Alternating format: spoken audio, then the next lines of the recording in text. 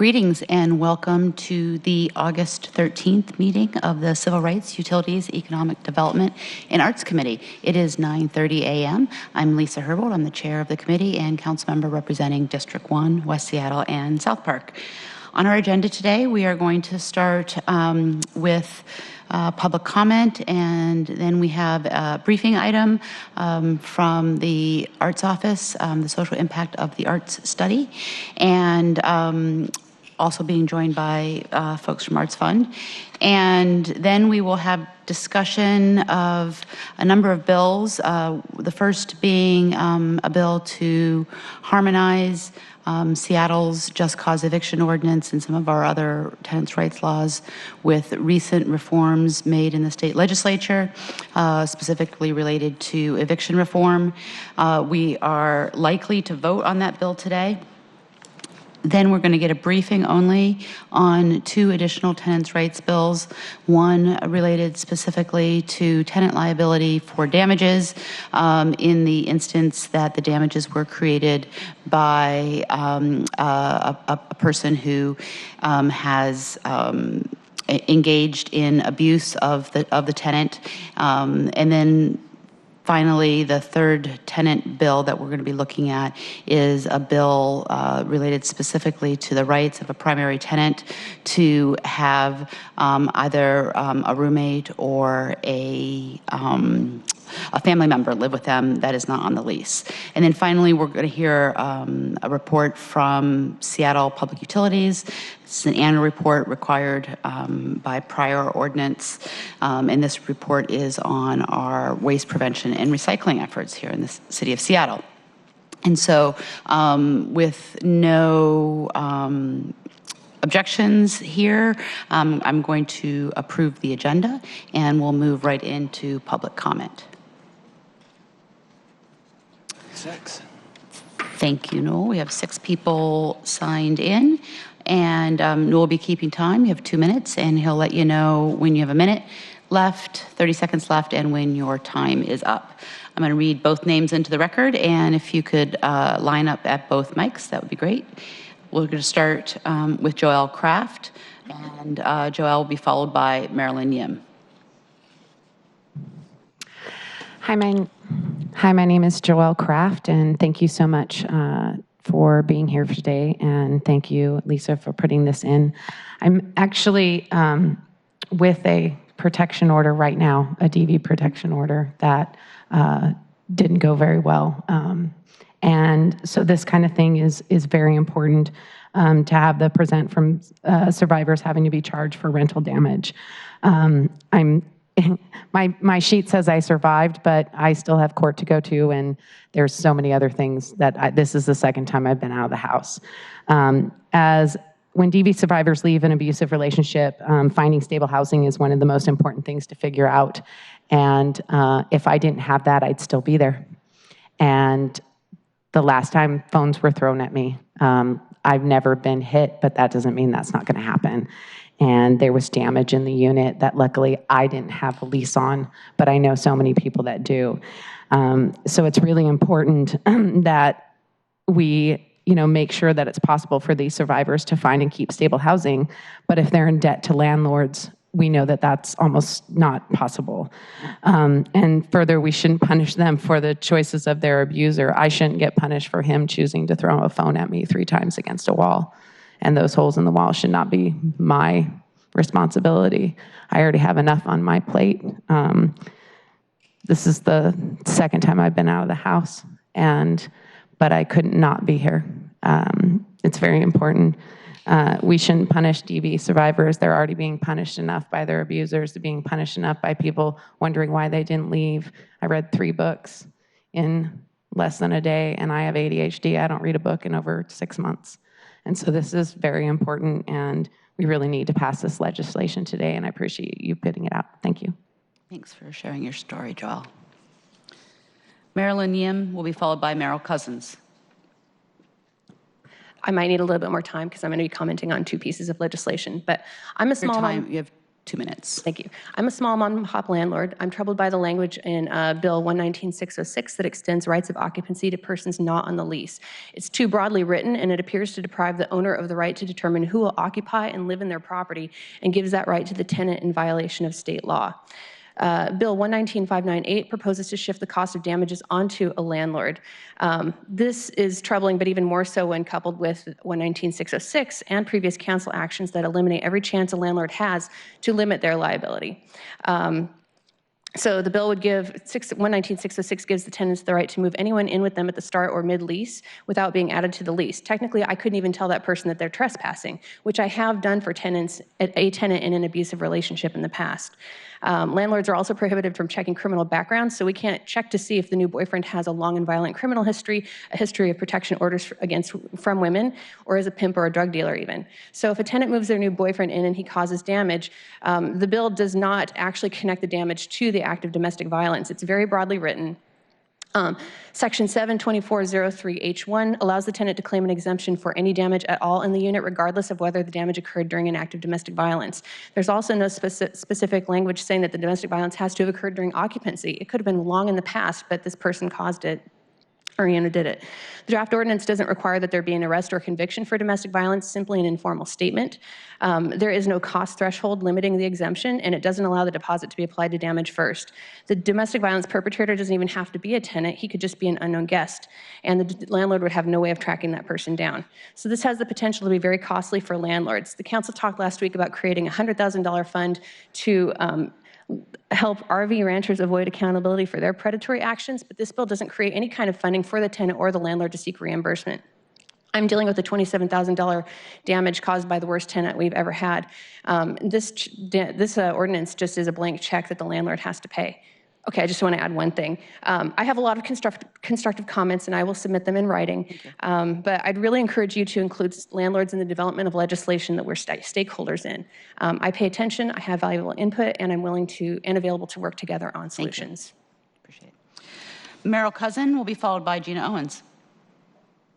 Hi, my name is Meryl Cousin, and I'm the director of the Coalition Ending Gender-Based Violence, and on behalf of our 35-plus member organizations who provide services to thousands of survivors of domestic and sexual violence in Seattle every year, I'm here to express our support for Council Bill 119-598, relieving a tenant experiencing domestic violence from liability for damages done to the property by her abuser. The ordinance lays out all the reasons for this legislation. Domestic violence is a precursor to housing instability for hundreds of survivors, and the financial hardships that tenants who are held liable for damages can lead to a cascading chain of events that including eviction, bad credit history, loss of access to Section 8, and other forms of housing assistance, an inability to find other rental housing, and all too often homelessness. And as the Seattle Women's Commission and Housing Justice Project report that's cited in the legislation finds, women and children of color, and especially Black tenants, are most disproportionately impacted by these impacts. I've heard countless stories from advocates about the stories of survivors who experience this, and we know that domestic violence is a pattern of coercive control, and that abusers can often cause damage to a rental housing property, not as part of an act of assault on that partner, but as a way to economically control them. And this is all too common when the survivor is trying to leave and protect herself and her children.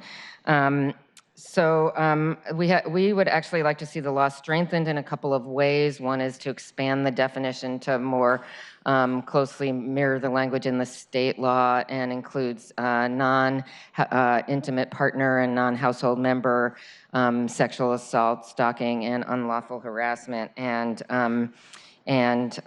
other, looking at other things. We really want to thank Councilmember Herbold for your leadership on this, and look forward to working with you and with landlord organizations to address their concerns as we move the legislation forward. Thanks. Appreciate it. Gina Owens will be followed by Isaac Organista.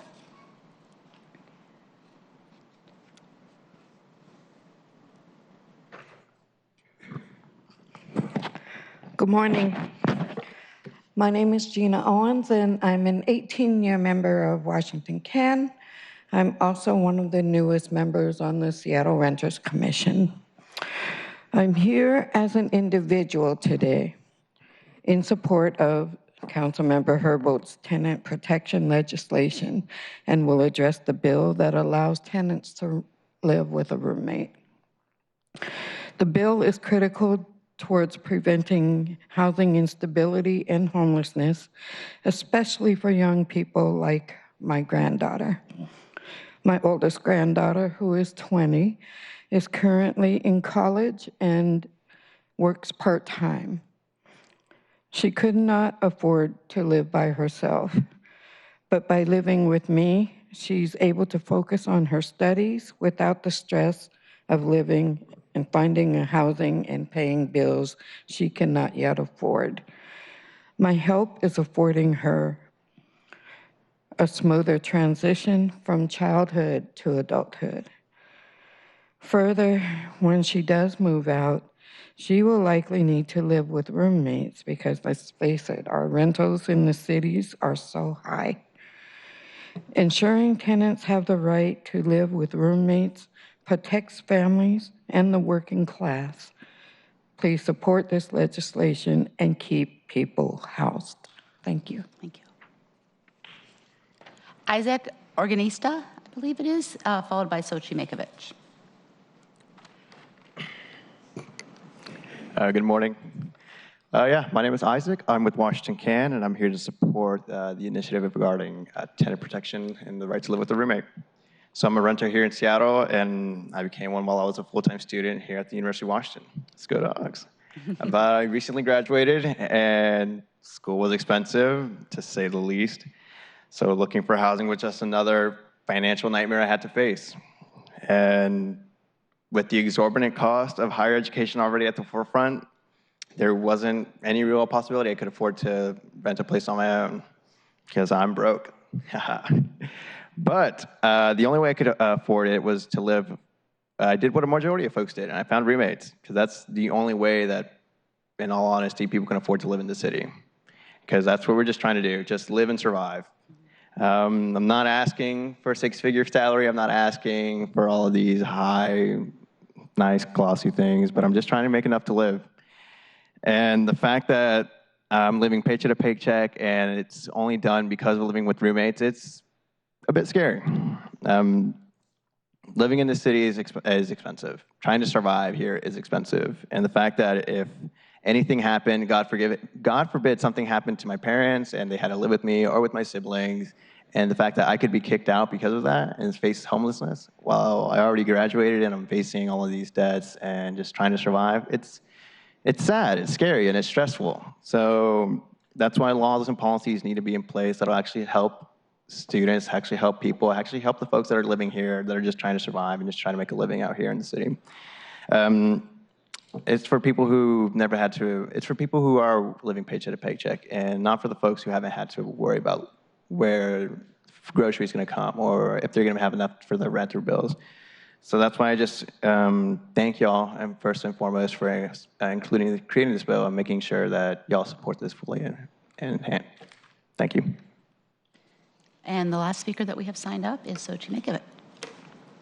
Hi, my name's Sochi. I'm with the Women's Commission and Washington CAN. I'll just touch a little bit on what the landlord briefly talked about, which I will also say I question the sincerity of wanting to work together with folks if they're not going to even stay for the full public comment. But anyway, so one, the landlord isn't liable for the damage, it's the perpetrator that is liable for the damage on the DV bill. And I think that's common sense. Like, no one is asking for someone to destroy an apartment unit, and the person who does that is the person who should pay for it.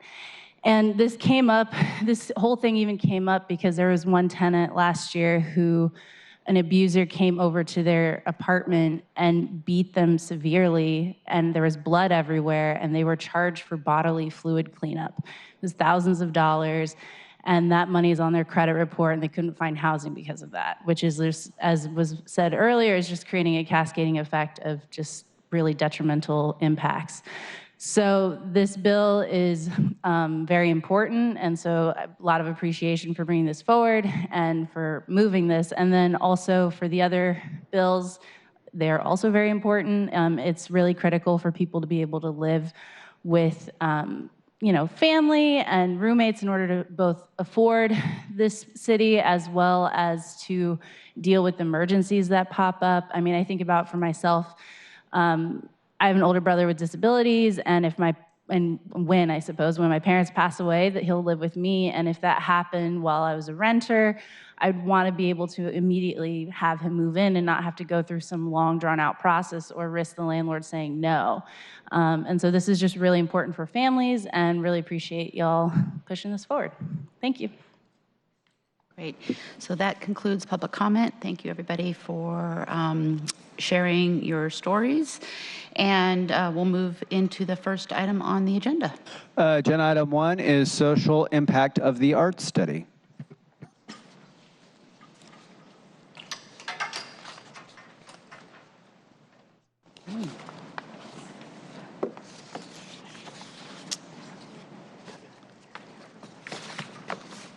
I want to recognize that we've been joined by Councilmember O'Brien.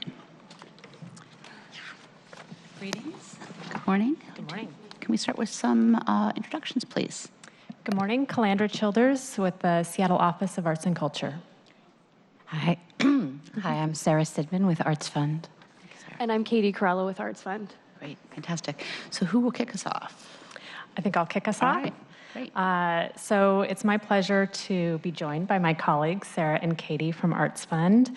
They'll be presenting on the social impact of the arts study that they completed this last year, and we were partners on that study, and so it's their study to present, but we wanted to represent how much we support it and appreciate the findings of it. I think we've partnered with Arts Fund on economic impact studies in the past, and those have been great. They've had really good information that we can use, but I was really excited about this social impact because I think it really gives some backup to what we already know, which is sort of the intrinsic value of the arts, and it really backs up in really specific ways the values to our community when we do invest in arts and culture.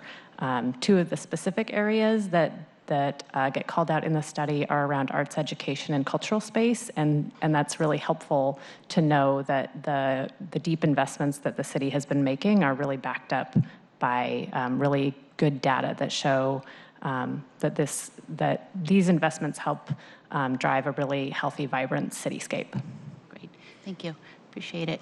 And maybe just as a little bit of background, and perhaps it's already part of your presentation, can you just talk a little bit about what a social impact study is as compared to, obviously, an economic impact study? Yeah. What are the indicators that you're measuring? I can answer that. It is part of the presentation, so I'm happy to go through the presentation. Fantastic. And then if it does not, in fact, touch Yeah. upon that, that'd be great. And thank you, Calandra. Thank you for that question. That already excites me that we're going to have a great conversation. I'm excited to be here to share the findings, which really talk about how the arts create public value. And what I hope to do is share the findings, a brief overview of them, and then along with Katie and Calandra, answer your questions and have a conversation. Arts Fund has been here for nearly 50 years, and we are deeply invested in the health of this community.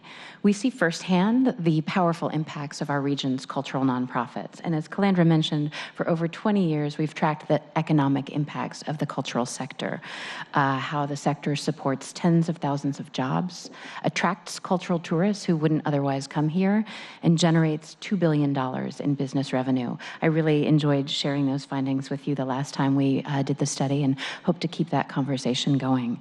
But as Calandra mentioned, significant as these numbers are, they only tell part of the story. And we knew arts have a much greater impact, a social impact, so we set forth on this new research project, which is a first of its kind. To clarify, when I say arts, I'm talking about nonprofit organizations and all of their activities, their programs, their events and classes, both in and outside of their traditional venues. So one of the things that we begin with in talking about what we discovered is a contradiction, which I call the misperceived value of the arts. When we first began our research, we found a surprising disconnect in how people in our community perceive the arts. 79% of people believe arts benefit their personal well-being, and 60% cite the arts as a factor in their decision to locate here. But only 28% think the arts promote social change at a community level. It's only 28% who see the benefit arts have to people beyond themselves. So why do we call this a misperception? Because arts have social impact, as we'll dive into. Our study shows that arts are a viable, powerful, and proven tool to affect positive social outcomes. Yet as reinforced by the poll, all too often they are unacknowledged and therefore underutilized as part of a community development strategy. And I will clarify, when we say social impact, we are talking about the ability of arts to advance community priorities. So we focused on 3 key impact areas, each intersecting with the social issues and community needs facing our region. They're broad buckets because the needs are broad. Youth development and education, health and wellness, and neighborhood vitality. A focus on equity runs across these 3 themes as we examine how arts are a mechanism for supporting equitable outcomes. Over the past 10 years, a significant body of research that connects art to positive social outcomes has emerged. We reviewed over 150 of these resources, scanned 200 King County arts nonprofits, and profiled 10 regional case studies. And as I mentioned, our social impact study is among the first in the nation to really take a look at arts impact across social issues, and it offers us a good deal of new information to digest. Some of the highlights I'll be covering are also in this summary brochure, and if you're interested in a copy of the report, we're happy to leave it with you and your staffs. So let's start with youth development and education, which Calandra mentioned. And our findings clearly show involvement in the arts can improve academic and social outcomes for youth across socioeconomic status and across ages. So let's take preschool youth and how at-risk students in arts-integrated preschools better regulate emotions than those in traditional preschools. To high school youth and how students who take art in high school have higher SAT scores than those who don't. In fact, the data shows students with sustained arts access not only have higher test scores and GPAs, but also lower dropout rates. And I think the city's own Creative Advantage program is a powerful example of how these sustained impacts are transforming lives in the Seattle Public Schools. Neurological research is also showing us how arts strengthen the parts of the brain where executive function is developed, which improves goal setting and follow through. And the data shows positive impacts are especially strong for youth from low-income backgrounds. At-risk students involved in the arts are 23 percentage points more likely to attend college than their peers, 23%. So knowing that low-income youth have the most to gain and yet all too often have the least exposure to arts programs, creating this access can help close the opportunity gap. An example, Urban Artworks provides justice-involved youth on probation job training and life skills as they install murals throughout the region. These are kids who are trying to move out of the juvenile justice system, and art is creating an off-ramp from the school to prison pipeline. And a staggering data point, 83% of Urban Artworks youth don't reoffend. Not only are they out of the pipeline, they are out in the community giving back. So now on to health and wellness. We find that both in and out of medical settings, arts can improve both individual and community health. In primary care and behavioral health, art and music therapy are widely recognized and implemented strategies. In fact, nationwide, 45% of medical institutions offer some sort of arts programming. That's nearly half the institutions in the country, with 80% of those saying that they do so to benefit patient recovery. Across any number of medical conditions, arts can help lower anxiety and reduce dependence on medication, and in many cases, shorten hospital stays. Aging adults and those with diseases that cause dementia show particularly favorable health impacts. You likely know Seattle Theater Group by their wide range of shows at the Paramount, the Moore, and the Neptune theaters. They also run a countywide program called Dance for Parkinson's. Beyond promoting the flexibility, the confidence, and the strength that Parkinson's patients need, the physical interaction offered through the dancing reduces social isolation. Isolation, which is otherwise known to accelerate a decline in Parkinson's patients. And put that in greater context, for an aging person, social isolation has the negative health impact equivalent to smoking 15 cigarettes a day. Arts can be a powerful antidote, leading to better lives, longer lives, better lived. And now on to neighborhood vitality, which I think is particularly relevant in a region expanding as quickly as ours. When arts are present, there's a documented increase in neighborhood livability, community identity, and social well-being. This builds community cohesion and can help bridge cultural divides. Research specifically ties arts participation to a shared sense of belonging and pride. And in fact, arts participants are more than twice as likely to volunteer in their communities. Public safety also comes into play here. Research shows that the presence of arts and cultural spaces in neighborhoods correlates directly with a rise in foot traffic and with an increase in property value. And Seattle itself was a case study in the research that generated those results. These benefits, they extend to arts participants and non-participants alike. In fact, cities with high concentrations of art not only have increased civic engagement and social cohesion, they also show improved child welfare outcomes, along with reductions in crime and poverty. And the results are magnified in low-income neighborhoods. Here's where examples like Path with Art come in. Path with Art works with 750 homeless and formerly homeless individuals each year, using art and music as a means to support and empower these vulnerable populations, forge connections and trust, and transform lives. Another powerful example profiled in our report can be found in the Youngstown Cultural Arts Center, which I would imagine Councilmember Herbold, you are well familiar with. It's serving as a community anchor point in the Delridge neighborhood. Youngstown and its fellow building tenants invite neighborhood residents in to participate in community food justice dinners, after-school recording studios, movement, dance, and so much more. It's a cultural space that brings arts and neighborhood together, a place for multicultural and intergenerational neighbors to engage with one another around issues that matter. So as with all the examples I've mentioned, when we talk about arts impact, it's important to also recognize that arts aren't working in isolation, nor are we suggesting that they do so. In fact, in King County, 84% of arts nonprofits report partnership outside the sector. That's more than 4 out of 5 arts organizations working together with schools, with refugee and immigrant organizations, with city departments, with senior centers, hospitals and clinics, environmental organizations, and so many more.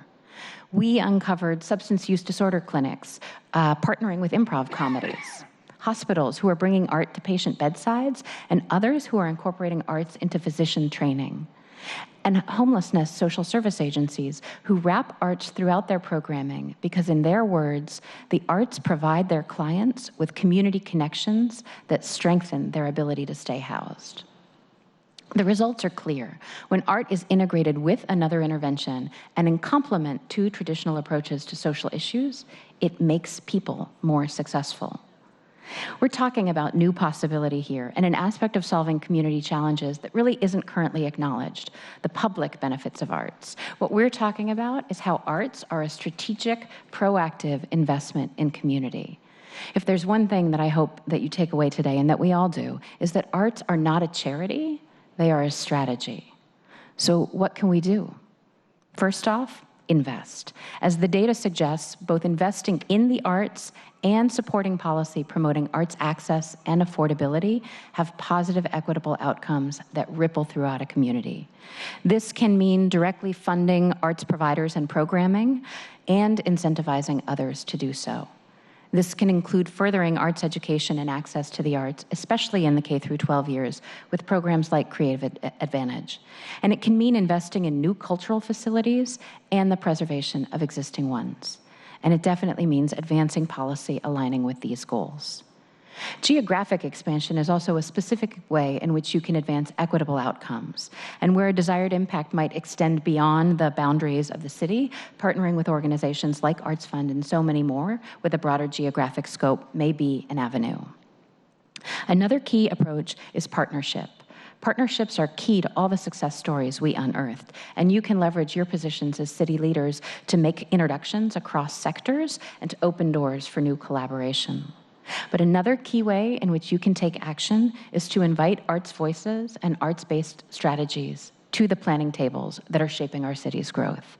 When you sit down at a policy planning table, and we were at the last CREATA meeting, so I'm just going to reference the items on that agenda, be it addressing any of the items, including environment, community outcomes, or community outreach, equitable policy, et cetera. Sitting down to start to tackle those issues, think about including a voice from the cultural sector at the outset, and design programs and creative solutions that are incorporating these powerful contributions that arts offer. At the core of Arts Fund's work, it's the belief that arts strengthen community, and our social impact study proves it. I really want to thank our sponsors, including the Office of Arts and Culture, for investing in this research and in critical conversations like this one, and I want to thank you for inviting us here today. I hope this briefing will provide, and the data itself provides useful data and tools to support you in meaningful public investment, policy, and strategy. And I really look forward to answering your questions and working with you to move this forward. Thank you. Thank you so much. And I also want to thank you for coming back after our long committee agenda the last time. We have incredible respect for the work that you're doing, and in fact appreciated the opportunity to experience it in full. Absolutely. So a couple questions. One, can you give us a sense of how you picked the 3 themes that you did this deep dive in? And then secondly, I'm wondering, does the data reveal particular, like I think about like the city for open space. We have a gap report where we've identified where the gaps are, and we use that for planning. And just like looking at, for instance, the health and wellness theme, 45% of medical institutions nationwide offer some sort of arts program. Have we done an analysis of medical institutions locally to see what percentage offer arts programming here, knowing and understanding the health benefits? Because if we had that information, it would then reveal, I think, through identifying if there are gaps, opportunities for partnerships to fill those gaps. And so I'm wondering, and I'm just using that as an example. I imagine you could do something similar for all 3 of the elements, and to a large extent, we have done so with youth development and education, with Creative Advantage, and our goals to get Creative Advantage in all the schools in the school district, but just trying to grapple myself with how we use this in a planning context. Let me answer your first question first. In terms of how we identified those 3 priority areas, there were a few really key aspects informing that. One is we had an advisory committee, a cross-sector advisory committee that also included Randy Engstrom, the director of the Office of Arts and Culture. It included folks from corporate partners. It included civic partnerships, business associations, nonprofits, et cetera, really a wide reach, and also county leadership. And we were therefore gathered input across sectors as to top priority areas and challenges facing those sectors. We also looked at the National Conference of Mayors and what are top civic issues facing cities, including this one, looking at agendas. And we looked at this was a King County study, so we also looked at the King County priority areas in the executive's plan.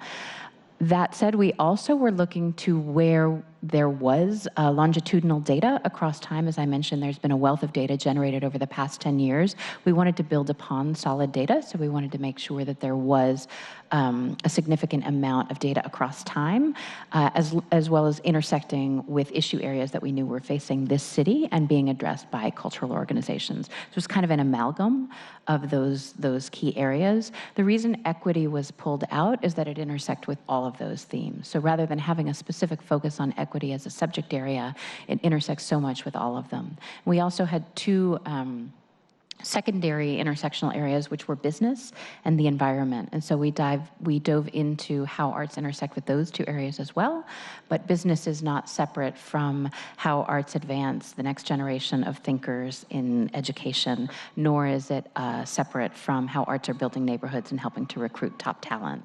So that's how we selected those. To your second question, and I'd also invite Calandra and Katie to join in on this, that is what we'd like to do next. This was the first study study in the region and among the first in the nation, really diving into the theme areas. We did conduct a geographic landscape scan of where programs are being offered that really loosely aligns with where population is.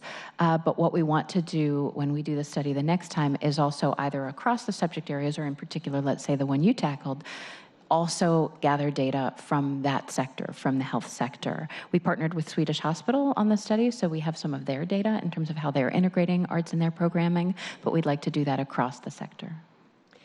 Yeah, I think we know anecdotally that there are organizations like Swedish that have really great arts programming, but we haven't specifically partnered with a lot of those health and wellness organizations to really dive deep, and that I think really relates to sort of the history of our office and really being focused on supporting the nonprofit sector. And so that's really been the area of our focus, but with the work that we've been doing on the creative economy, I think we're looking a little bit more broadly and more sort of landscape analysis about, you know, if it's for-profit or nonprofit or community groups. We don't need to fit somebody into a category in that way that we have in the past. We can really look a little bit more expansively as to how the whole landscape is being supported, and I think this is a piece of that puzzle. Yeah, for sure, because as I would see it, there are other ways that the city can partner in order to meet objectives related to arts programming. That doesn't necessarily mean we have to fund them. So I think that kind of a scan that includes entities other than nonprofits is useful, because, you know, we do a lot of work here on the council as it relates to regulating and requiring public benefits of large institutions that aren't nonprofits. And so a master plan requirement for including arts programming, if a large institution wants to expand, is not necessarily something I would think of normally. But it might be a good thing to think of as a public benefit for our for-profit partners that the city has an interface in regulating on occasion. Absolutely. I think the questions of public benefit are ones that we'd like to dive into deeper, just knowing how the city can use its influence to get at some of these areas of community impact that we're really interested in, that don't necessarily have to be direct funding going out the door every time. Exciting. Great. So can you talk a little bit about the next, you mentioned you're going to be doing a second phase following up on the study. Can you talk a little bit about that? Yeah, absolutely. Our goal moving forward is to really continue to do the critical economic impact work and then pair that with the social impact work. So we are just underway with the next iteration of the economic impact study. It will be informed by some of the issue areas that we've been uncovering while rolling out the social impact study. So we will gather the numbers that are important numbers: tax benefit, jobs created, cultural tourism, which is such a big draw. And we'll also likely dive deeper into areas of affordability, perhaps of cultural space, and what the ramifications of those challenges are to the cultural community and the community at large, perhaps affordability of space for artists or housing, that type of thing. So the conversation will continue to evolve. We also hope to then do another approach to the social impact study, identifying more of these gap areas with more specific data collected to this region. This first study involved a significant literature review to establish the baseline for what the research is. Having conducted that, and in fact all of our materials are open source, they're available online for other municipalities, other regions, and other areas across the country to build upon. We can now build upon that and dive deeper into the data collection and analysis here. So you've touched directly upon where we'd like to go with this, and we would love to do so in partnership with the city and with the counties. All right, sounds great. Councilmember Ryan? I'm also really interested in that, and I appreciate Councilmember Herbold asking that question. It's been a few years since I've got an update on public school funding and arts, and I imagine it's shifted as the economy's got better, but I don't know for sure. I'm assuming that most private schools have robust art programs for students, and that probably correlates with income for households. I know for a while, if you lived in a wealthier neighborhood with a strong PTA, those households were able to backfill arts programs that got cut, and then other neighborhoods without as a less wealthy neighborhood and less resources in a PTA may get less exposure. And so the types of gap analysis to figure out where we want to target our investment as a city, I think can be really useful. I'm also curious how this is maybe more qualitative than quantitative, but the ways in which art impact youth. I can imagine a young person who gets exposed to music early in their school career and ultimately gets to go to essentially Ellington and performing with the best of the country on a national stage. I mean, just the powerful experience that has. And so, the opportunity for folks that maybe struggle in school in other aspects and also find something that they are like successful in. And then I can imagine there's so many other folks that are never gonna achieve an essentially Ellington show or a major art show, whatever it is, but still just the ability to use their mind in different ways. It doesn't show up necessarily on the news at night. And I'm curious, is the success, I imagine it's a little bit both, but are there things that we should be looking for? Are we looking for like opportunities to find someone who's really struggling and really lift them up to the top? Or is it like, no, you talked about in the healthcare system, and I can imagine lots of senior programs too, probably rarely are these seniors gonna achieve greatness in art at this point in their life, although maybe there's some examples of what happens, but for the most part, it's pleasure, but it's enjoyable, it's interaction. And is that alone a good measure of success, and especially when we're thinking about youth? Do we want to go first? Sure. So I think the great thing about arts education is that it really provides, what we've found is that it provides these skills that go far beyond just learning to play the violin or learning to paint or learning to sculpt or, any of those things. There are these 21st century learning skills that are all about collaboration and communication and growth mindset. And they're all the skills that we need kids to have to be able to get into the careers that we know exist. So right now, there are a lot of people coming into Seattle because the industries in Seattle are not hiring from the local group here. But we know that an arts education provides the skills that will allow students to get those careers. It's the creativity, it's all those skills that allow people to it's not just, I'm sorry, I'm not being super articulate. It's not just teaching a particular tactic. It's the ability to grow into the new areas.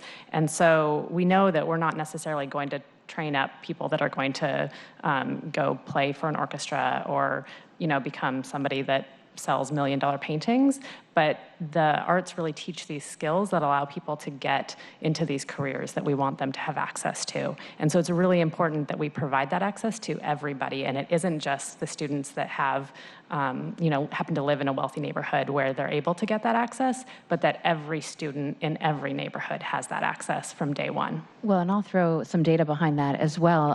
We cite in the study, an IBM study that indicates that creativity is the #1 skill that employers are looking for in their top executives. And it is the most difficult to find and the one which cannot be automated. So as we are moving into more and more automation in the workforce, that is the one thing which cannot be automated, that will always be a highly valued core human skill. And with so many of these innovative companies making their homes here, creating a workforce that can support and sustain and evolve that is critical. The other thing, I think when you mentioned qualitative, I do think it's a blend of the qualitative and the quantitative, and that's really what our approach to this study has been. Because another example to a young person, one of the case studies we profiled is Seattle Arts and Lectures, and they do a lot of data collection from the young people who work with them, and have collected a lot of feedback that essentially says, you literally saved my life. The rates of young people who have mental health challenges or who are contemplating suicide are they're expanding at a horrifying rate, especially in the junior high to high school rates. And there are young people who have offered feedback to the programs that they've participated in saying, you made me feel heard. I got to tell my story. I feel like I matter. That's making a difference. Yeah, thank you for coming and sharing the story. I really hope that there is more that we can do to increase that percentage of people who believe that art and culture has a social impact on our goals as a community. If there is something that I can do to help get that 28% number up, please let me know. I think that should be, if it's not already, a real focus of this effort is really changing people's hearts and minds about who the arts impact beyond just their own personal appreciation of the arts, a real recognition that they're helping us meet our community goals. I really appreciate that invitation for partnership. You, as our elected leaders, are the amplifiers. You are the voices people listen to. And if we can find ways to really work with you to share that messaging more broadly, I think we really can make a difference. Thank you so much. Appreciate you joining us. Thank you. I want to recognize that we've been joined as well from Councilmember Pacheco. Thank you for joining us. 2, 3, and 4 together? No, just item 2, please. Thank you. Agenda item 2 is Council Bill 119584, an ordinance relating to residential rental properties, conforming the Seattle Municipal Code with changes in state law, amending sections 7.24020, 0 and 030, 2020880, 2220616, 2220618, 2221030, and 2290220 of the Seattle Municipal Code. Thank you so much. Introductions, please. Asha Venkatraman, Council Central staff. Thank you. And this is our second discussion on this particular bill, is that correct? Yes, okay. That's correct. You want to kick us off? Absolutely. So this bill, it's Council Bill 119584. It takes the changes that were made in the legislative session earlier this year and incorporates them into our code. And so the two bills that passed through legislative session were Senate Bill 5600 and House Bill 1440. They made a variety of changes, some of which we need to incorporate in order to align our code with the state code. And so those changes include extending a pay or vacate eviction notice from 3 days to 14 days, changing the definition of rent. Our definition of housing costs was essentially the definition that the state adopted, so we're just aligning our specific definition of rent to make sure all of that is consistent. The Senate Bill 5600 also required that any payments made have to go to rent first before they can be applied to any other fees. And it also gave judges more discretion considering the circumstances of an eviction. That's not one that we need to align in our specific code, but it's something that that bill did. House Bill 1440 required that landlords must provide a 60-day notice of any rent increase. In our code, we had provided 60 days if a rent increase was over 10% or more. Otherwise, it was a 30-day notice. This would standardize to all rent increases being a 60-day notice. And lastly, it just provides an exception for affordable housing providers who set rent based on a tenant's income. And so all of those changes went into effect July 28th, and by aligning our code with the RCW, just make sure there's no confusion around what law actually applies. Great. So that's what we mean when we say harmonization bill. It's making sure that our legislation here in Seattle is not in conflict with state law, and in this case, state law is already in effect. It's been in effect since the end of July. At our last meeting, we had a presentation from the Seattle Department of Construction and Inspections, and they had given us an overview of what they had done to notify property owners of these new requirements under state law. And some of those steps that they took included using the rental registration and inspection ordinance database that they have in order to notify nearly 20,000 registered landlords of these new obligations under state law. And they've also been doing some landlord trainings. After they visited this committee last, they said that they were actually going to be doing additional landlord engagement after that last meeting. And they're developing future landlord curriculums, training curriculums, and infographics to be used on the city's Renting in Seattle website, as well as in those trainings. So given that, again, this is just harmonization with existing state law, I have no further questions and I'm ready to vote. I'm ready to vote. Okay, This one sounds seems great. very straightforward, and it's so grateful the state made some changes. Fantastic.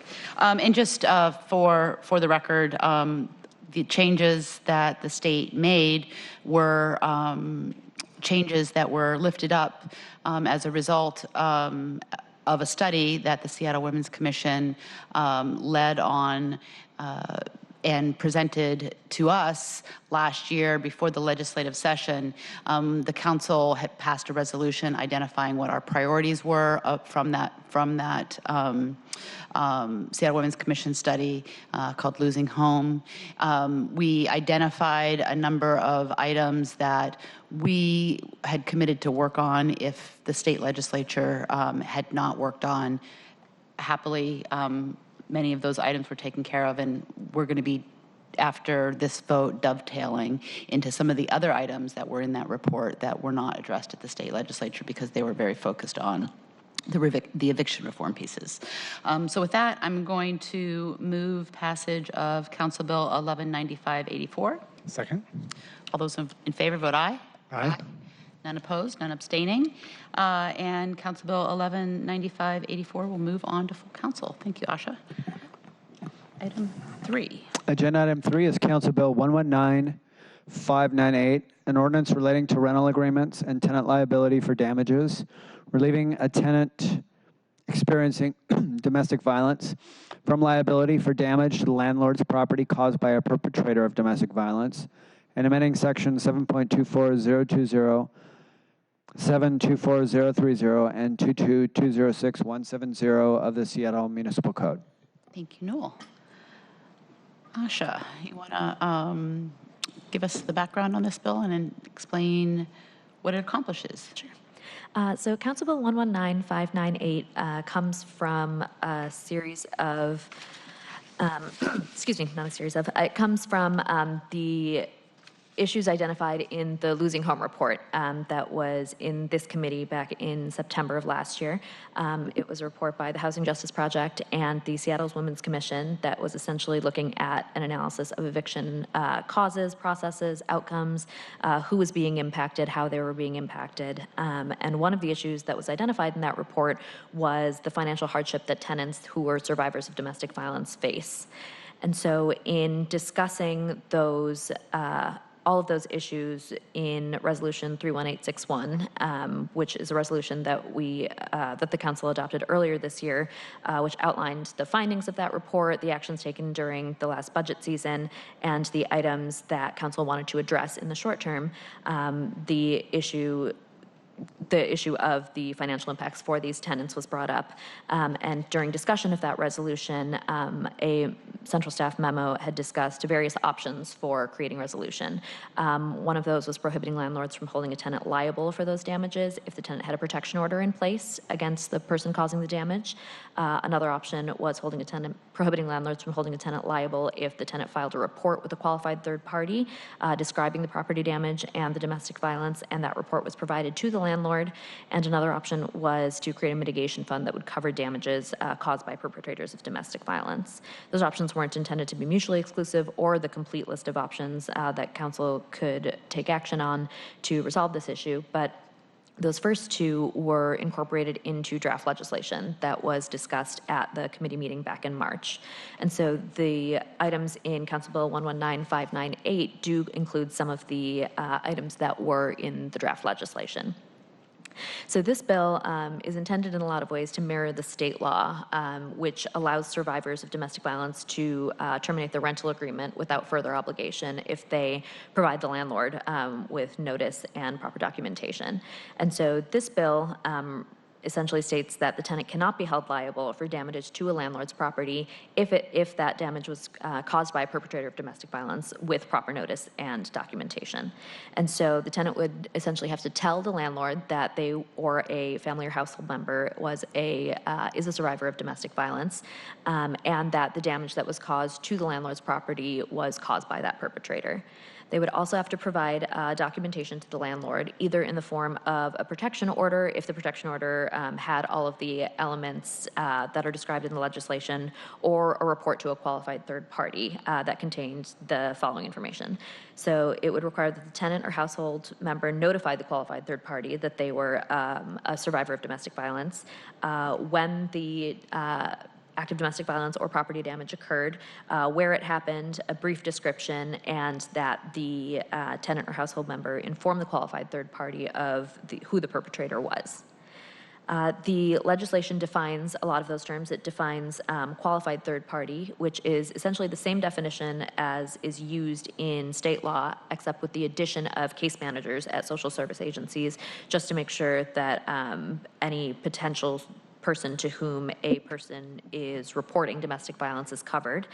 And if it wasn't, one of the things that, based on public comment, that I should make clear is that this legislation is intended to apply not just in a circumstance where the damage is caused during an act of domestic violence, but even if it wouldn't qualify legally as a incident of domestic violence, as long as the damage is caused by the perpetrator of domestic violence, that would be covered under this as well.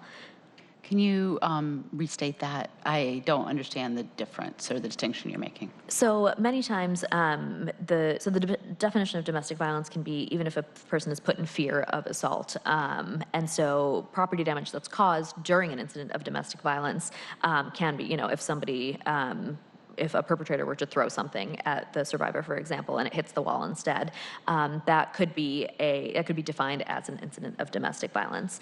But in circumstances where it's not entirely clear whether something would legally qualify as domestic violence, but the person that is causing the damage has perpetrated domestic violence in another incident, if that person were to create property damage that wasn't specifically in the legal parameters of the definition of domestic violence, they could still be held, or the tenant would still be exempt from liability in that case.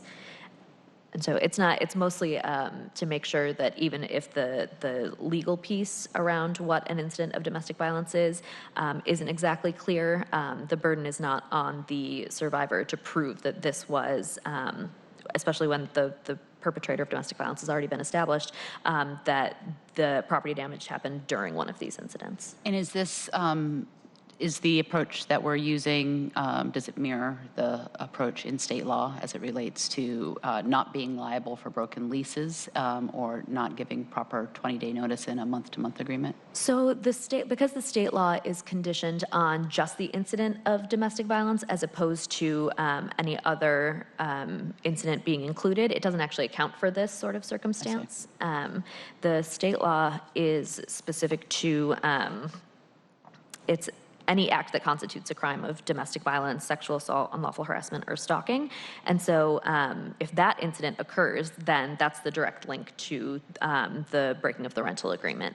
In this case, because the property damage can occur outside of one of those circumstances, as long as the perpetrator is somebody that's committing domestic violence, has committed one of those incidents, that triggers the property damage. Mm-hmm. And for the other, I get what you're saying, it's not an apples to apples comparison with state law because we're talking about a different set of circumstances. We're talking about damage, right? As opposed to somebody's right to terminate their lease agreement or to leave a month-to-month agreement without giving 20 days advance notice. As it relates to other parts of the proposed bill, definition of domestic violence, what the triggers are there, is it aligned in other ways? Mm-hmm. And the reason I think why it's important is that the principle in state law is still a principle of liability, right? It's difference between liability for damage or liability for breaking a lease, which is still a liability that landlords have a right to assess from a tenant. And if under state law, they're the standard is, no, there is no financial liability under certain circumstances in the case of domestic violence, then I think that that same framework and those same definitions and triggers are useful as a guide for us in extending the limitation of liability in the case of damages. Yes, so this current bill uses the definitions that was in the draft bill, and that draft bill was done before the changes at the state level happened around the definitions of domestic violence and family and household members.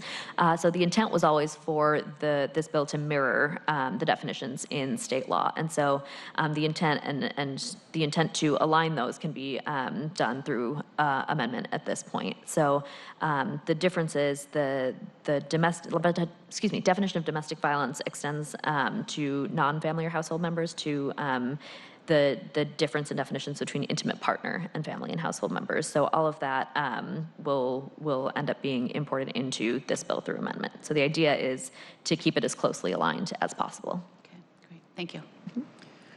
Any thoughts or questions? Yeah. I have a question on, in public comment we heard that the landlord is not necessarily responsible for the damage, but that the person who created the damage is responsible. Is there anything in this, is that just existing case law, or is there anything in this legislation that strengthens that case? So the way this bill is currently drafted, it removes liability from the tenant, but it doesn't specifically place that liability on the perpetrator.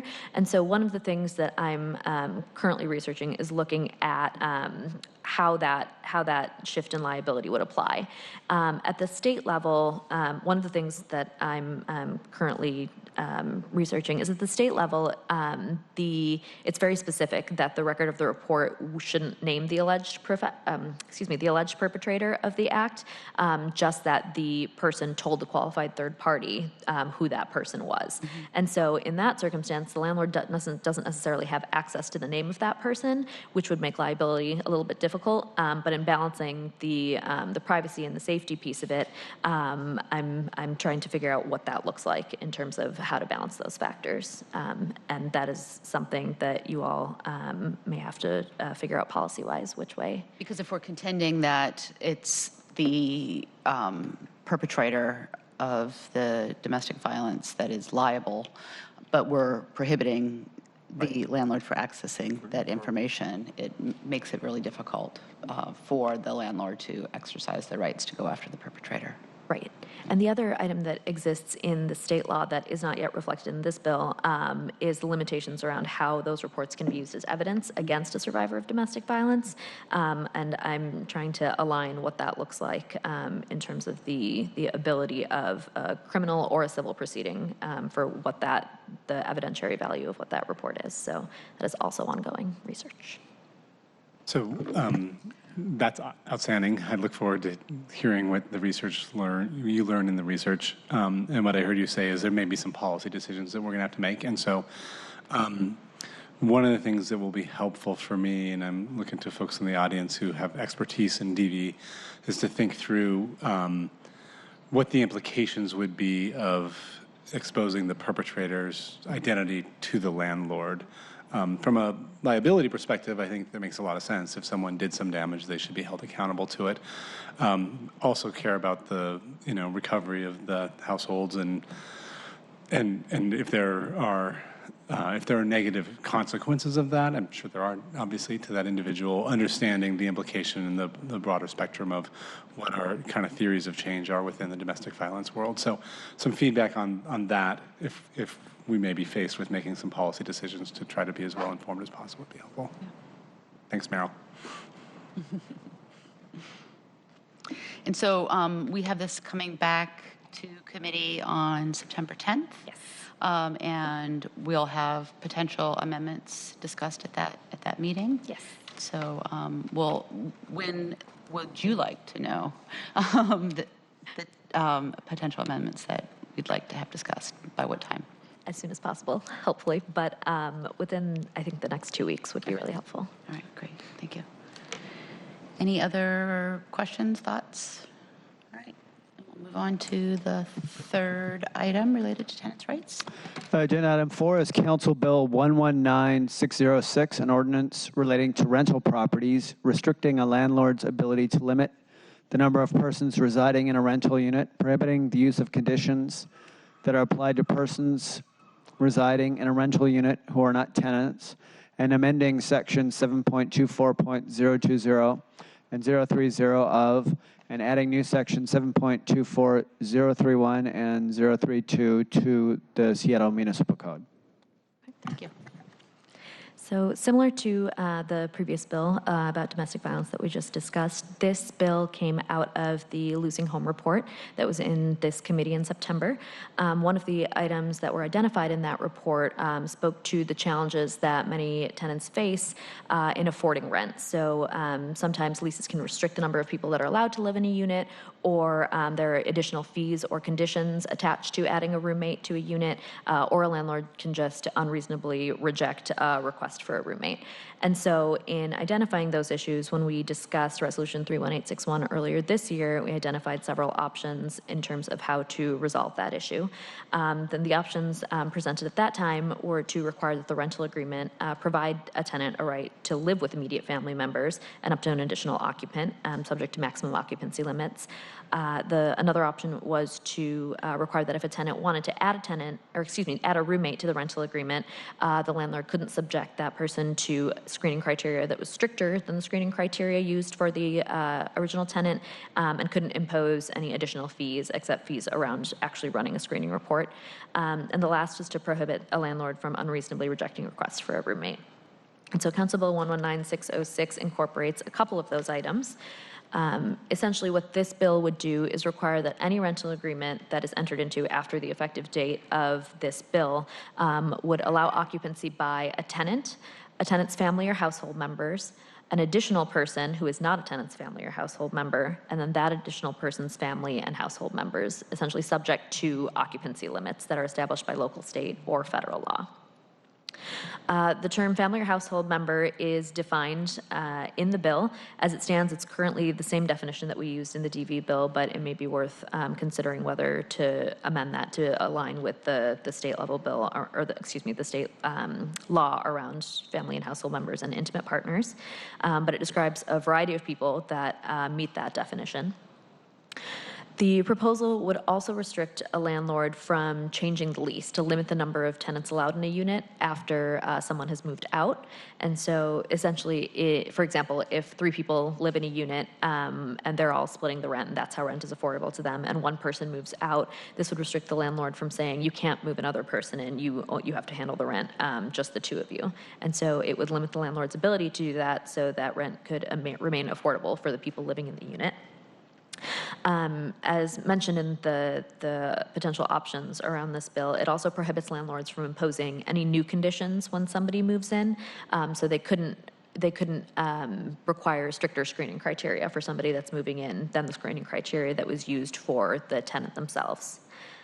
The last piece of this is that the proposal contains one exemption for federally assisted housing units, because those housing units can be subject to regulations that require a landlord to deny tenancy if a member of the household is subject to a lifetime sex offender registration, or they've been convicted of manufacturing or producing methamphetamines on the premises. So those are the major tenets of Council Bill 119606. And so I have a question about the prohibition on landlords imposing new conditions when a family or household member or roommate is added to the household. Mm-hmm. And you give the example of stricter screening criteria for additional persons than the landlord used for the tenant. Mm-hmm. So the roommate, or whether or not they're a family member or unrelated roommate, still would have to be screened by the landlord? Not necessarily. The landlord has a right to still screen them, I guess is my question. question. Yes, the landlord would, but depending on if the person was being added to the lease or not, I think is the operative difference. So if a person is going to be added to the lease as a tenant, so someone that's in relationship with the landlord, and the person were to, there would be strict screening criteria, or excuse me, not strict, but the screening report were to go through, then that person would end up being subject to the rules around who is allowed to be a tenant and who isn't, based on the landlord. If the person is moving in, but isn't planning to be party to the lease agreement, then sure, a landlord could run a screening report, but because of the right to have your immediate family, for example, there's not anything they could really do about that screening report. So they could still run the screening, but they could not use the screening report to prohibit a tenant who is not on the lease from being, I suppose I shouldn't call them a tenant because I think we have some different definitions for non-lease. The person who is not the tenant is the phrase that I've been using. And then similarly, the landlord does not have a right to require all occupants to be on the lease under this proposal. That's correct. And this proposal is mirrored in, I think, many ways, mirrors in many ways a similar law in New York. Is that correct? Yes, yeah. New York has a law that is relatively similar to this one. It's a little more specific around if there's one tenant or there are two tenants in the rental unit, but it similarly allows occupancy by a tenant, the immediate family of a tenant, an additional occupant. The New York law is specific to dependent children of the occupant rather than immediate family, but it's specific to if the tenant or the spouse occupies the premises. What is proposed in Council Bill 119606 is a little bit less complicated in that it just requires the occupant and then their immediate family.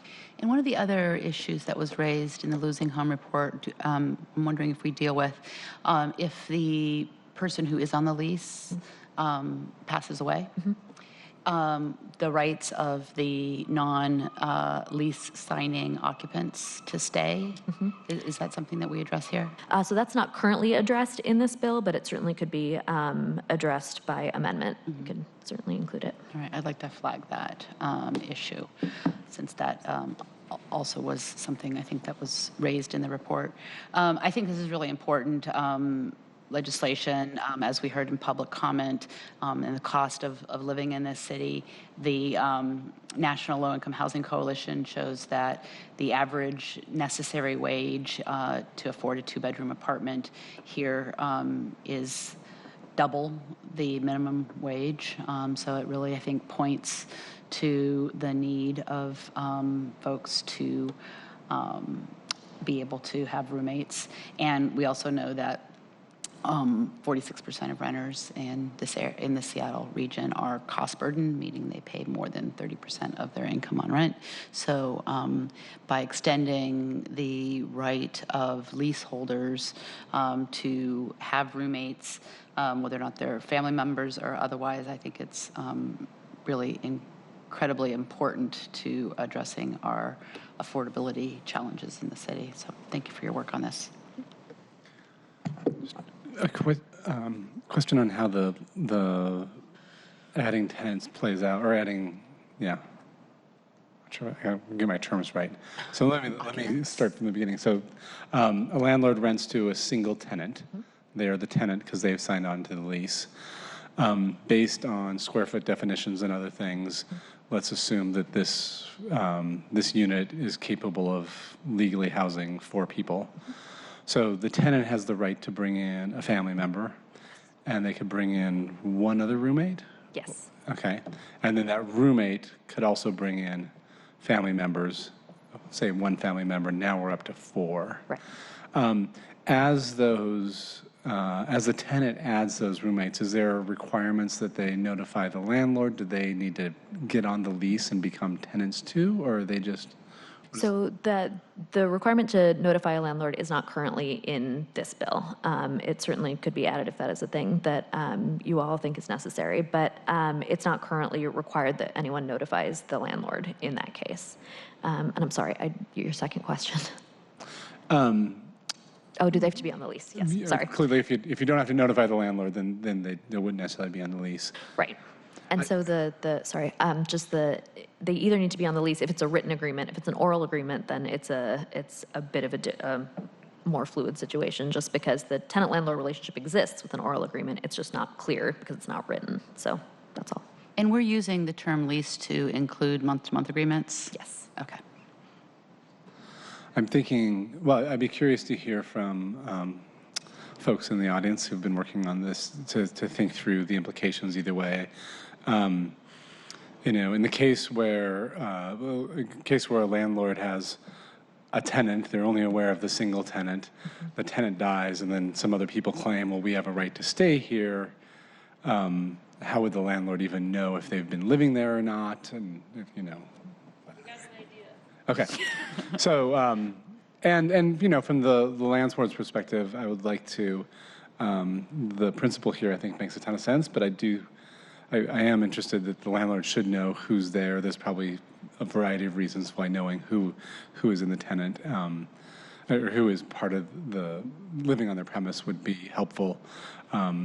So figuring out how to do that and what the implications are. Maybe something. Yeah, I mean, I think a notification without an accompanying right to exclude would be useful to consider. So, yeah. And the New York law does have the requirement that a tenant should inform the landlord within 30 days of the commencement of the occupancy by a person. So it's not without precedent. Yeah, and scenario, you're living in a place, a friend's in hard times. Hey, why don't you come crash on my couch? Turns out after a few weeks that this might be a longer-term deal. Whatever that would look like, but to just formalize that in some way would be helpful, I think. So. Absolutely. Okay. Councilmember Pacheco. I'd be really curious to see the language, but I'm going to be personally a little sensitive to how that's defined or what we do, just from both, I think, personal experiences and just how that in itself in the context of where people right now are just really just trying to find a place to live. So I'm just curious. So one additional person who is not a tenant, family, or household member, why one as opposed to two, for example? Let's just say, since we were just talking about the scenario of domestic violence, you see someone who needs a little bit of help or shelter and so forth, and as you provide, to Councilmember O'Brien's point, hey, I need a place to stay, but I have a child, right? My child's 17, not 16. So I'm trying to, I guess, why did we choose just one additional person who is not a family member?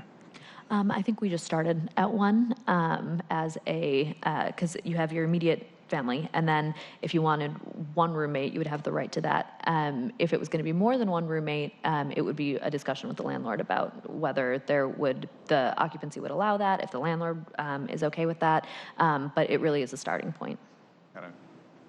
And again, the one roommate can bring family members in. Right. And so in the case, if you're trying to shelter a friend who's a victim of domestic violence and they're bringing family members in, that would still qualify. Right. Great. Thank you. Again, this also will be coming back to us at the September 10th meeting of this committee, and hope you can join us then, and we'll be sure to get ideas for amendments to you, Asha. Okay, thank you. Thank you. Agenda item 5 is the 2018 Waste Prevention and Recycling Report. Thank you, Newell.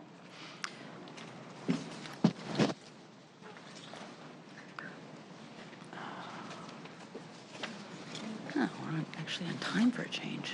I know. It's cranking.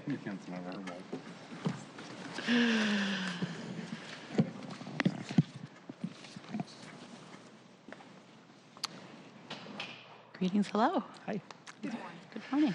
Start with introductions, please. Brian Goodnight, Council Central Staff. Susan Fife-Ferris with Seattle Public Utilities, the solid waste line of business. Great. So we're going to hear the annual waste prevention and recycling report. So first, I got to get this closer. Thank you for inviting us here to present the 2018 Waste Prevention and Recycling Report. So this is an annual report to council where we're basically talking about the progress that we've made towards reaching our recycling targets. We also highlight programs from 2018 or the previous year every year, and then we also talk about what we're going to be doing in 2019. We calculate separate recycling rates for both the municipal solid waste and then for the construction and demolition debris. And municipal solid waste is single-family, multifamily, commercial, self-haul sectors, and then basically that's what we're focusing on today. So on the slide right now is a lot of numbers. This represents the data that we can highlight. Basically, our citywide recycling rate declined in 2018 slightly by less than half a percentage point to 56.54%. The big highlights are that the total citywide waste generation in 2018 was actually down by 0.4 percentage points from the previous year. And then we're actually 21% below our zero waste target, which is based on the 2006 what we export for disposal. So we're 21% below that zero waste target in 2018. And then if we look just at our residential sector, which is our single family and our multifamily sector, our per capita waste generation number is at an all-time low of 2.16 or 2.16 pounds per person per day. So that's an extremely low number when you look, especially nationally. And is that, I'm looking below this, so that includes garbage and recycling. Does it also include composting too? It means composting and recycling? Yeah. Okay. So, yeah. So waste generation, and we'll look at a table, is when we talk recycling here, it includes both the recycling that goes in the blue cart and also the composting that goes in the green cart. So it's those two combined equal our recycling number with respect to what we look at in the report. So what does this mean and what does it look like? I thought this was a good graph just to give you kind of an idea of where we are. So first off, when we're talking about a recycling rate, that's a target that we set. And I always talk with my staff about where you hang your North Star, you tend to focus your resources and you tend to focus on, but it can sometimes distract you from the big picture. And so instead of looking at a North Star only, let's look at a constellation. And we're in the process of trying to look at what are the stars in the constellation, not just the recycling rate, which is a waste-based rate. And so this picture gives you an idea of our population, which has increased approximately 30% over the last 10 years. But even though it looks like we're somewhat flat, we're actually doing pretty well when you look at how much population, this is residential only, but our population has increased so dramatically. Our recycling rate has gone up, and though our overall waste generation has remained flat, it hasn't gone up as you would normally see with such a population increase and such an increase in just economic activity in this area. Susan, I agree. I focus on the percentage. It's an easy number. It's 1 point to look at, but it's absolutely not the thing that I really care most about. And I think the per capita tonnage overall and the breakdown between what's landfilled and what is recycled is the numbers that probably are more important, I think. Yeah. In the report, I mentioned that the state is moving away from a recycling rate focus.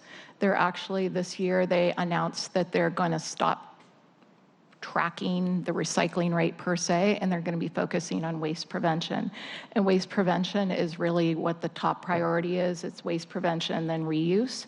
and then recycling. And so we have programs that focus on waste prevention and reuse and then recycling, but we tend to focus publicly a lot on just what the recycling rate is. But when you look at the overall generation, if we can keep that down and decrease that even more, you may see the recycling rate go down a little bit, but overall we're doing better, and we're doing better for the environment.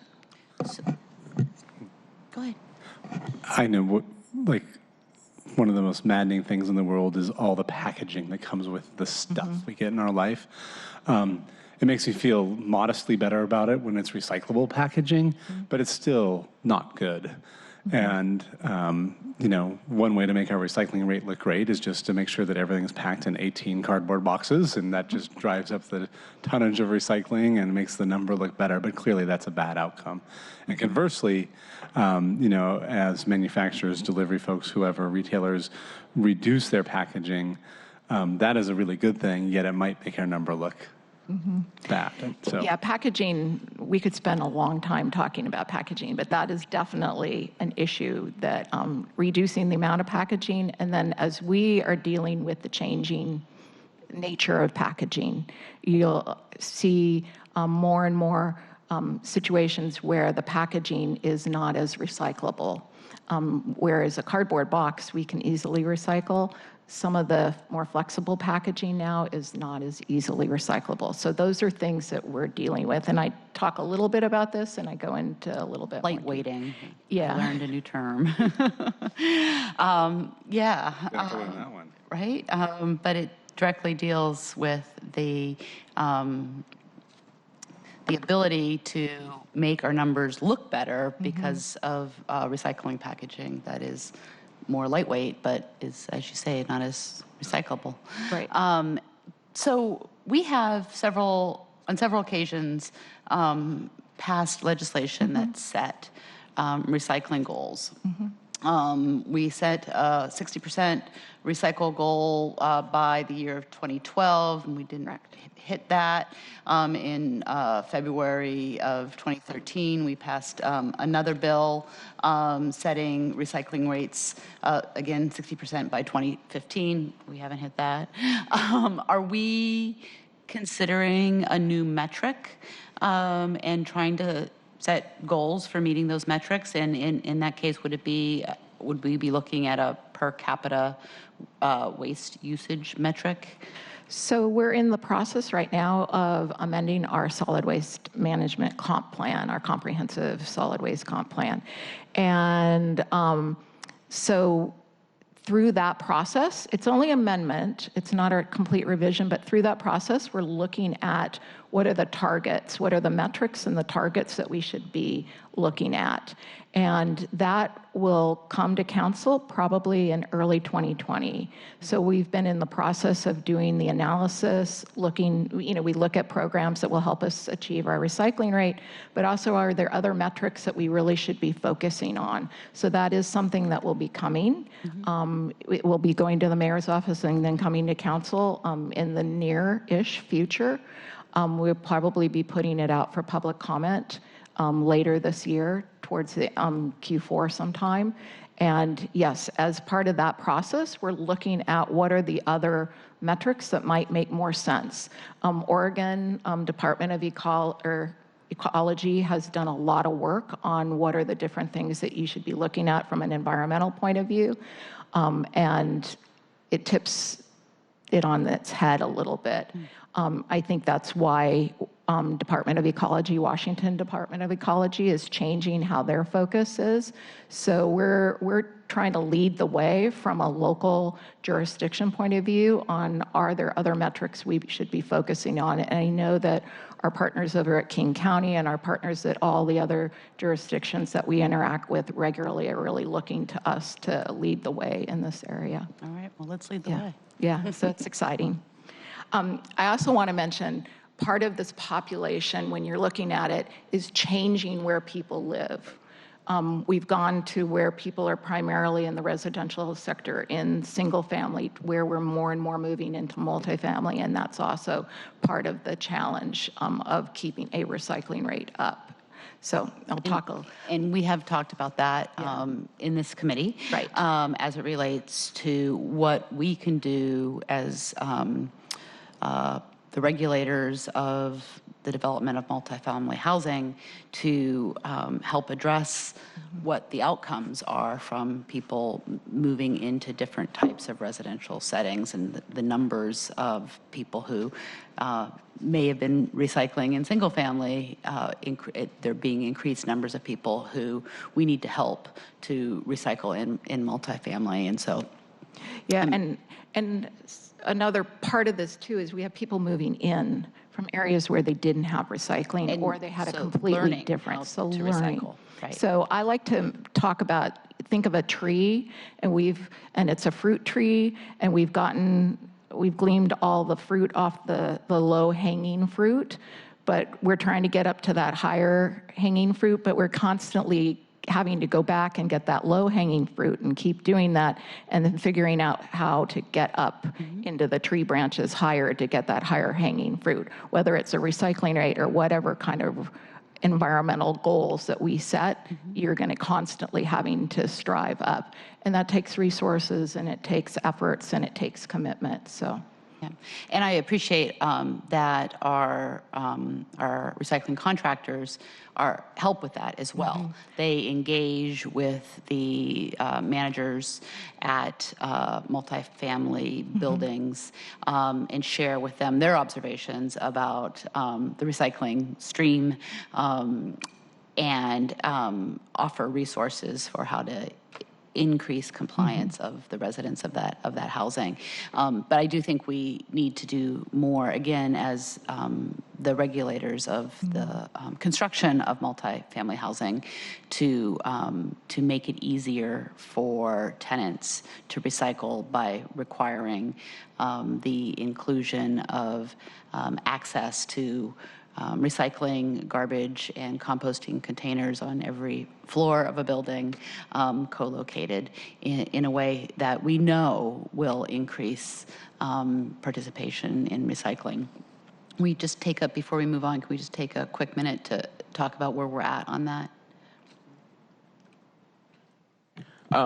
SPU and SDCI have been working with stakeholders and collecting some new information. And so obviously council is very interested in that specific aspect. There are some technical details in the code as well that SDCI and SPU are working with the stakeholders on assembling a package to send to council, which I believe we're expecting potentially sometime this fall here in September. Fantastic. All right, that's great. Yeah, and I do want to emphasize we have a wonderful partnership with our contractors and then the community too. We work with a number of community groups that especially focusing on the multifamily sector. So what are some of the factors that are impacting our recycling rate? One of the main factors is we did a home organic survey in 2018, and during that time, we calculated that we were overestimating how much was actually being managed on-site by people in their backyard. So backyard composting or on-site composting. And so when we're doing our annual report, we make calculations or estimates based on data that we've had, and then we extrapolate forward. And we were overestimating. So we had a 2,500 ton decrease just right off the top because we had been overestimating based on the survey results. We found that out. Another thing we mentioned, and I think you mentioned, Councilmember Herbold, the lightweighting of recycled materials. Though we may still be diverting 100 plastic bottles, they're lightweighted to the point that they take up the same volume, but they're significantly less weight. So when you have a weight-based recycling rate, that will just naturally decrease or give the impression that you're not recycling as much, even though you actually are diverting the same number of bottles. We also have improved messaging. So I'll talk a little bit about the China Blue Skies next, but because of the China Blue Skies situation, we have been working with our regional partners. We've been working through a responsible recycling task force that we were a partner in. Out of that came a regional group that's working on messaging, where we're trying to do unified messaging across the region on empty, clean, and dry, basically teaching people how to recycle right, and then also not be optimistic recyclers. And maybe now we're making them I apologize. I'm trying to be better. negative. But some of that too is people are thinking more about what they're putting in, and so they may be diverting materials into the garbage, even though they are technically recyclable. So we may have gone from optimistic to may be a little pessimistic. But again, these are speculation. These last three are the last two are speculation. We don't have hard data that shows this, but it's kind of that when in doubt, throw it out. Whereas we'd really like when in doubt, look it up, and then people actually put it and make it empty, clean, and dry and prepare it. China Blue Skies, the media coverage was extensive in 2018. We had a lot of negative media across the nation. A lot of recycling programs retracted significantly. You might have heard about Tacoma debating whether they were going to cancel their recycling program completely or not until the residents rose up. So that negative messaging that was out in the media, we have a feeling may have impacted our own customers, questioning whether what was in their blue bin was actually being recycled. I know I get asked about that all the time, and you probably do too. Is it really getting recycled? People on airplanes, people on, bus, they'll just ask, well, is it really? And what I want to emphasize more than anything is everything that has gone in the blue bin that's recyclable in Seattle has been recycled. We have not landfilled any of our recyclables.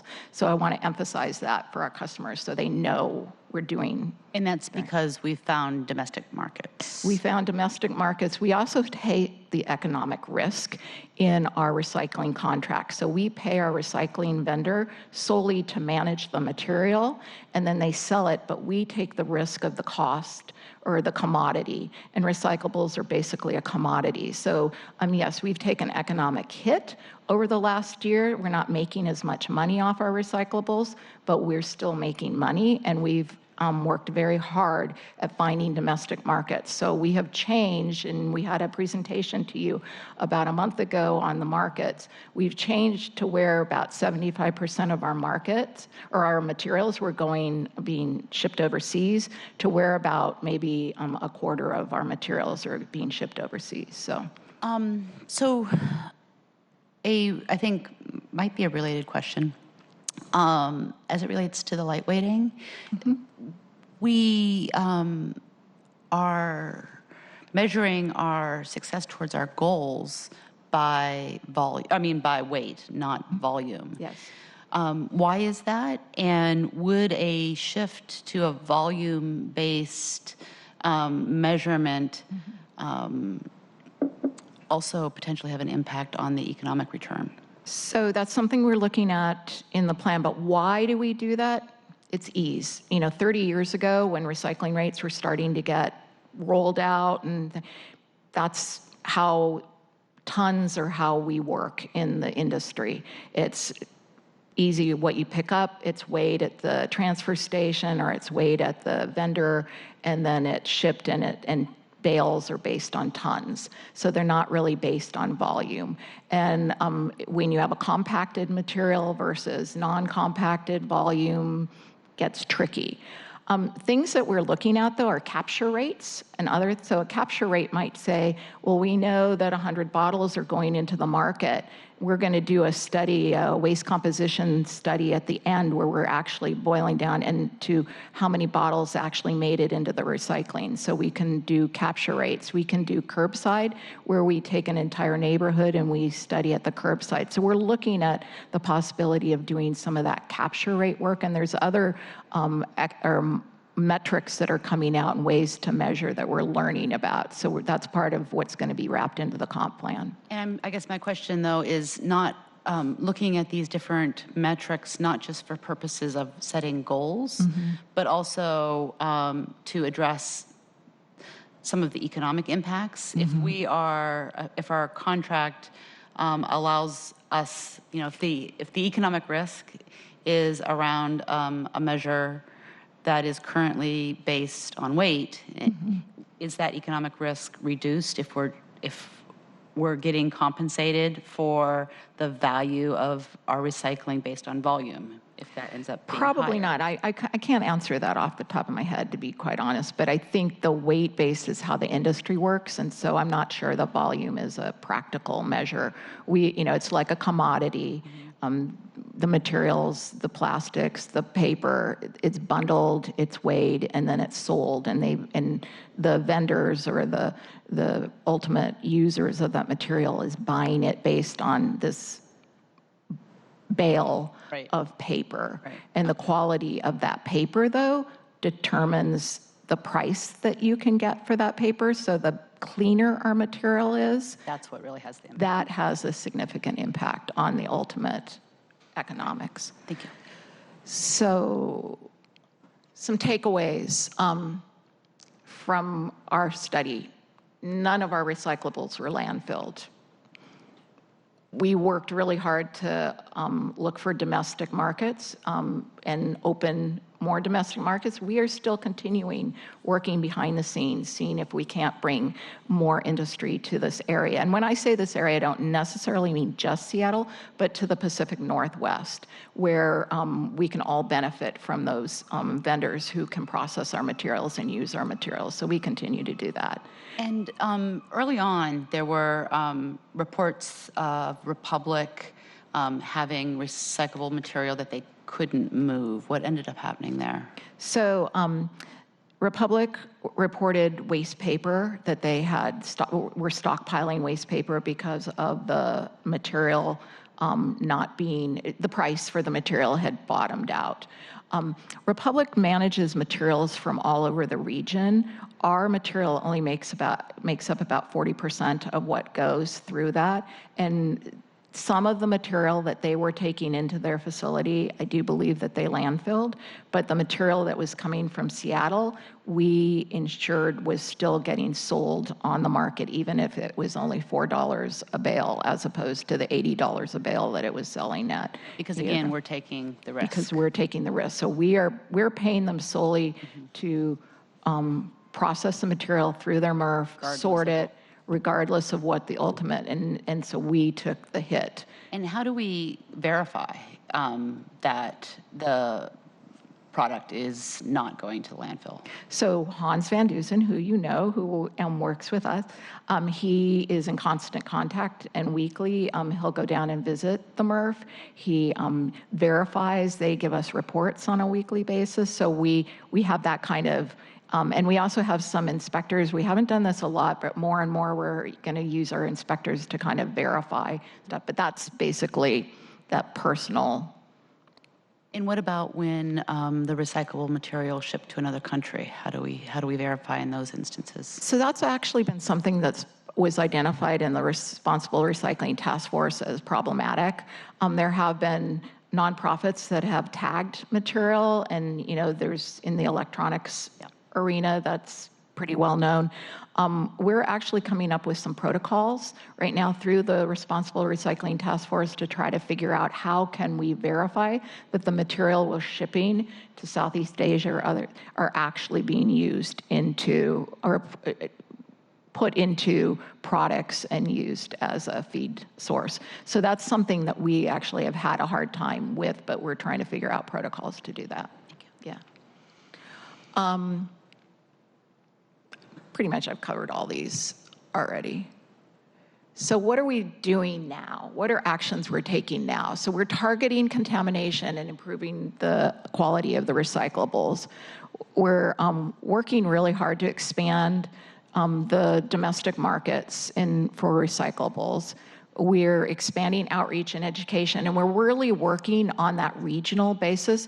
So something we're well aware of is that people who work in Seattle don't necessarily live in Seattle, and people who live in Seattle don't necessarily work in Seattle. So you have a lot of what I'll call cross-border movement.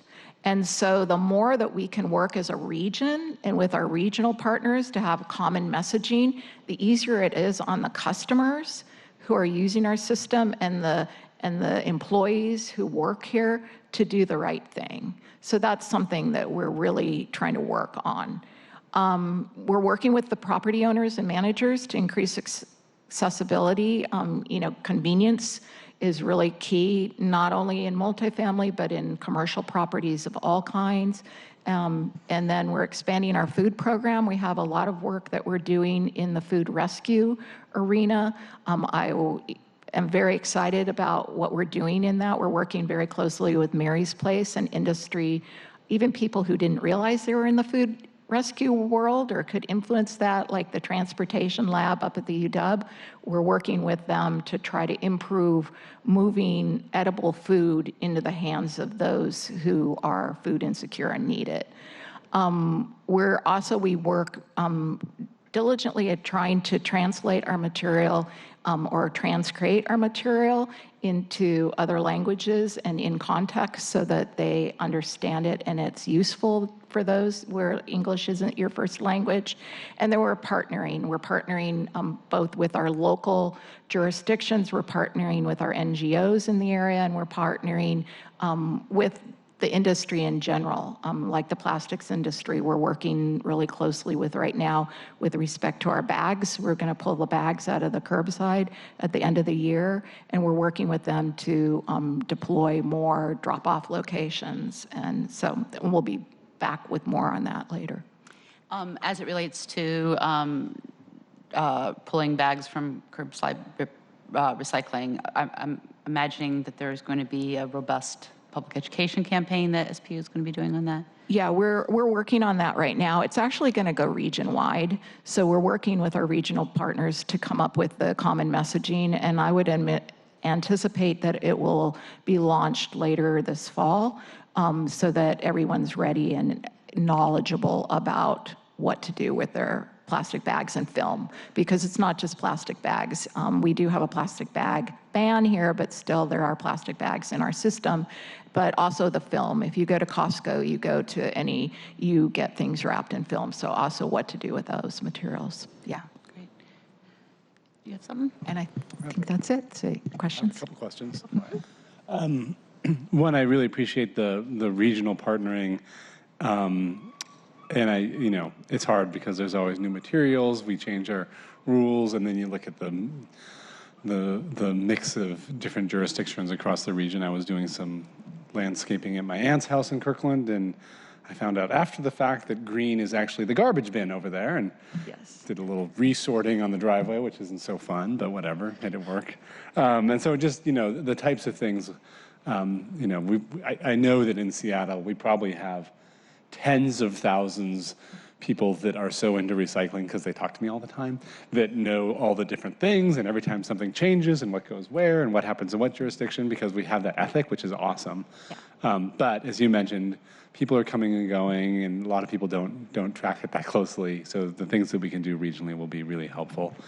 I'm curious what kind of dialogue you or the industry has with someone like Amazon.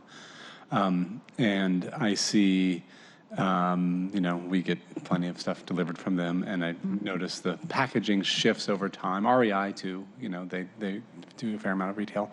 And so I think, as you mentioned, the cardboard boxes are fairly straightforward, and at least that's nice that we know exactly what to do with it, and it seems like that's fairly valuable material to be recycled.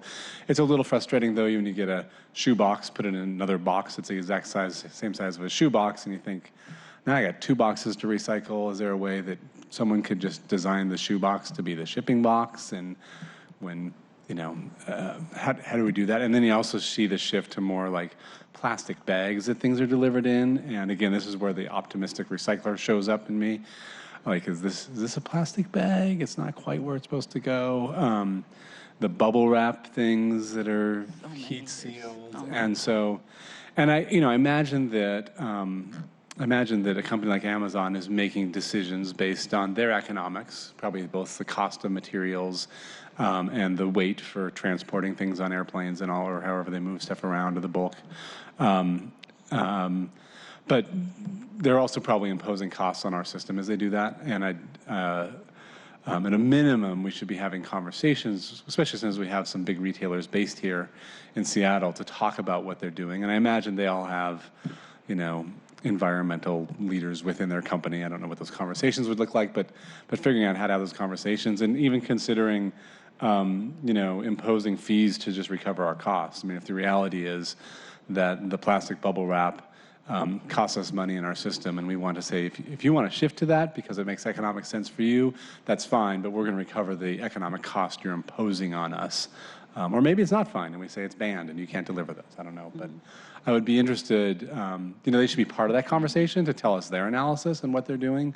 But obviously that's becoming a bigger source of the waste stream, whether it's being recycled or not, that we care about.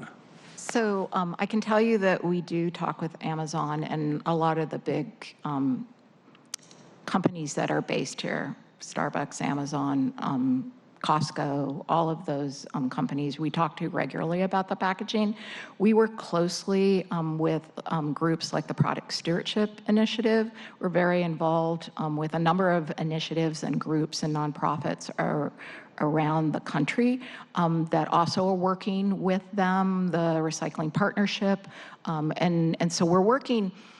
A lot of people think of the recycling stream, and I always say, Seattle has control over a small slice of that stream. We have influence, and we're really trying to use that influence upstream where the products are designed and developed. And that's where the Amazons and the other companies, and that's where the Product Stewardship Initiative comes. We're also working with our local jurisdictions and at the state level on ideas with product stewardship. You'll hear extended producer responsibility. Extended producer responsibility is kind of the closed loop, the circular economy. We're working on both a national, local, state level on looking, is that practical?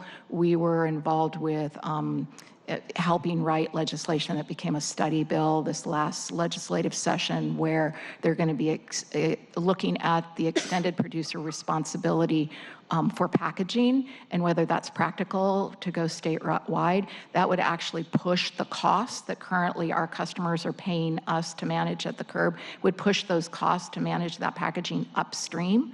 And the producers would create, it's similar to what's in BC. British Columbia has a product stewardship extended producer responsibility BC Recycles program. And we've been watching that really closely. And basically it pushes the costs up on the producers. And then there's no free riders too. So right now it's not just Amazon, there's a lot of other companies. It's not just Starbucks, there's a lot of other companies. So trying to make sure everybody's at the table and everybody's paying into the system. And it's been very interesting, but we are definitely working upstream and trying to influence how products are designed and that they be developed in a way that A, uses recycled content, and B, is more easily recyclable, and C, maybe doesn't even need to be there in the first place and maybe can be reduced. And actually C comes first. Reduce. Yeah. On that note, just want to lift up, in addition to my earlier mention about composting and recycling access for multifamily residents, we're also going to be working on some plastic reduction measures. I know the executive has some proposals, as does this committee that we've discussed before in previous meetings, and was lifted up yesterday, and the Seattle Climate Action Plan as an objective to enact legislation that will reduce single-use plastics. And we had intended to have a presentation here today to discuss every other week garbage collection. We had invited a city administrator from Renton, who's been doing every other week garbage for 11 years now, to share with us their experiences. They were unable to make it. We also were going to be joined by 350 Seattle. We're going to have them come back at a subsequent meeting when the time works for everybody. So. Member Ryan. The product stewardship initiative, is that an industry-driven or a advocacy group, or is it a blend? It's a blend, but it's really their primary funders are industry. Yeah. And actually, the executive director actually just recently moved to Olympia. So we're having more easily meeting with her and discussing. But yeah, it's industry-driven in a response to knowing that they need to do better and they need to be more environmental and what can they do. So yeah, but it's a nonprofit. One of the things that I would be intrigued by, if it were possible, to see if someone from that initiative could come to the table, perhaps with a pure advocacy organization like Zero Waste Washington, and maybe someone from British Columbia. I know, my sense is at least in Europe, they have a lot stronger kind of closed-the-loop product stewardship laws. And, companies like Amazon have a large presence over there. And so oftentimes we hear we can't do this, and but you are doing it right across the border, and you just don't want to do it. But it might be interesting to have a conversation and see if there's a role for Seattle to play in accelerating some of the ideas that are already working elsewhere. But anyways, I defer to you, Chair. Did you say that the product stewardship effort came out of state legislation? No, well, we've been working on product stewardship in different pieces, like paint. There's a study or something? But what came out of the legislation for packaging is there's going to be a study on is extended producer responsibility viable for state, and what would it look like at a state level? Because something like that works better in a larger macro situation because of you're talking about packaging, and that crosses borders really quickly. You mentioned Europe. Most of Europe has extended producer responsibility. They also have what they call modulated systems. So the people are paying in based on what their container looks like, and then they're paying less if it's more easily recyclable and it contains, or they're paying more if it's harder to recycle. So that study, when do we expect it to be complete? I think they're just starting to go out, but Department of Ecology is charged, and I believe it should be done by the end of next year, but I can get back to you on the specifics on that. So I was hoping you were going to say before the next legislative session, because I think that we could help set the table if there was a study. To assist in your and others' advocacy at the state legislature, but it sounds like we're not going to have it. That's a little optimistic, but I think maybe before the next legislation. Well, I mean, I think there's still an opportunity to have that kind of a conversation, even if it's not about the results of a study. Yeah. Right. Great. All right. Thank you. Thank you very much. All right. Well, there's nothing further. It's 11:35, and the meeting is adjourned.